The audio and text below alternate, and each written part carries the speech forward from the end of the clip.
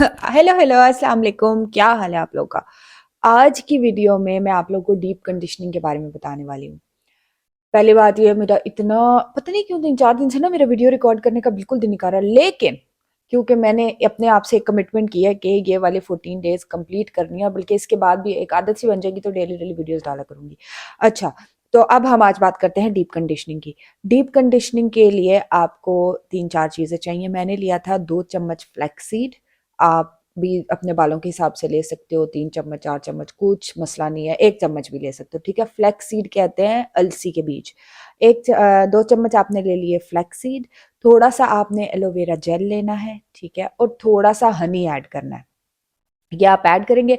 उसके बाद आपने इसके अंदर कंडीशनर ऐड करना है। मेरे पास 2 कंडीशनर थे, वीडियो तो खैर मैंने पुरानी डाली है, लेकिन 2 कंडीशनर से वो मैंने ऐड कर लिया। आप जो भी कंडीशनर यूज़ करते हो उसको अच्छी तरह से आपने मिक्स करना है, किसी बीटर की मदद से कर लें, स्पून से करें। मैंने स्पून से किया था तो थोड़े वीडियो एडिट करते के दौरान मुझे याद आया है कि मैंने फ्लैक्सीड जेल ऐसे ही बोल दिया है, मतलब फ्लैक्सीड बोल दिया है, जेल नहीं बोला। तो आप लोगों ने क्या करना है, फ्लैक्स सीड को 2 चम्मच के जितना उसको उसके अंदर पानी डाल के उसको बॉयल करके जेल बना लेनी है, ठीक है। बस ये मैंने ऐड नहीं किया था, वीडियो में बोला नहीं है, लेकिन कॉमन सेंस आपको समझ आ ही गई होगी, फिर भी मैंने कहा आप लोगों को याद करवा देती हूँ। चलें जी, अब बाकी की वीडियो देख लें। थोड़े से उसमें लंप्स थे, तो आप किसी बीटर वगैरह से करना, नहीं तो इसी तरह कर लेना। फिर उसके बाद आपने क्या करना है, तकरीबन एक इंच, 1 इंच कहते हैं ना, हाँ, 1 इंच के जितने बाल छोड़ के या 2 इंच के जितने बाल ऊपर से छोड़ के कंडीशनर को रूट्स में अप्लाई नहीं करते, ठीक है।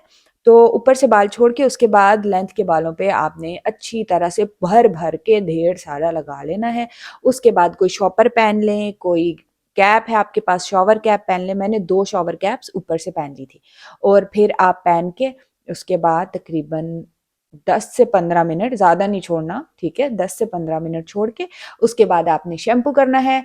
और 2 दफ़ा शैम्पू करेंगे ऑब्वियसली सही तरह से, ताकि निकल जाए। और अगर आप, मैं समटाइम्स 3 दफ़ा शैम्पू करती हूँ कि सल्फेट फ्री शैम्पू के बाद ना बहुत ढेर सारी झागें बनती है और सेटिस्फेक्शन भी नहीं मिलती, क्योंकि मेरे पास सल्फेट फ्री शैम्पू है तो मैं 3 दफ़ा शैम्पू करती हूँ। जब ऑयलिंग वगैरह हुई हो तो भी 3 दफ़ा शैम्पू करती हूँ। तो आप लोगों ने क्या करना है, उसके बाद इसको 2 दफ़ा शैम्पू करके फिर मैं दोबारा भी कंडीशनर या मास्क अप्लाई करती हूँ, जो शॉवर के वक्त हम साथ में शैम्पू के साथ कंडीशनर यूज़ करते हैं। चाहे तो कर लो, नहीं तो बेशक ना करो, सिर्फ शैम्पू कर लो, ठीक है। अब क्या होता है, आपने क्या करना है, वीक में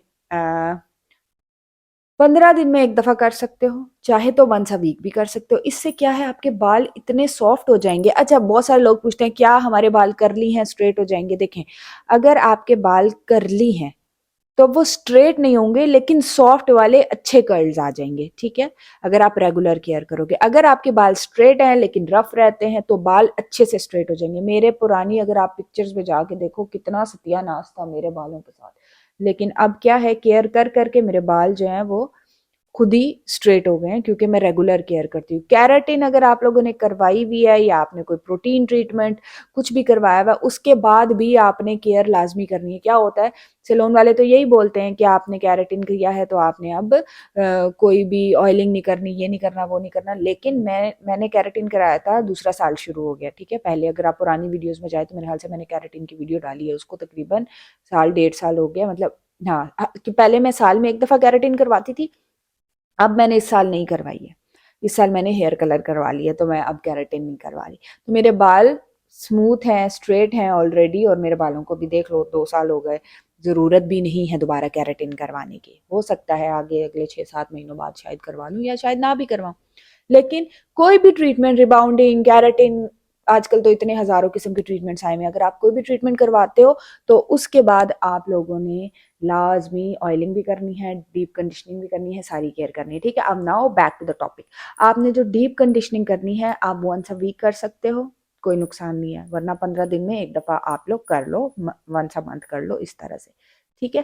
डीप कंडीशनिंग में आप थोड़ा कंडीशनर, अगर आपके पास फ्लैक्स सीड नहीं है तो कोई इशू नहीं है, आप फ्लैक्स सीड स्किप कर सकते हो। आपने कंडीशनर के अंदर थोड़ा सा ऑयल ऐड कर लेना है, कोई भी ऑयल कर सकते हो, थोड़ा हनी ऐड कर लो, अपनी मर्जी से चीज़ें ऊपर नीचे कर सकते हो। बस डीप कंडीशनिंग का मतलब क्या होता है कि कंडीशनर को अच्छी तरह से अप्लाई करते हैं कि स्मूथ हो जाए। इसके अलावा आप क्या कर सकते हो, अब मैं आप लोगों को कल जो मेरा ऑलरेडी मास्क है world's best hair mask by इमनज़ारा, तो आप लोग को कल वो वाले मास्क का बताऊंगी ताकि आप लोगों को आइडिया हो जाए। हम इस सीरीज में भी दोबारा से वो वाला मास्क डिस्कस भी कर लेंगे और आप लोगों ने ये बनाना है, ठीक है।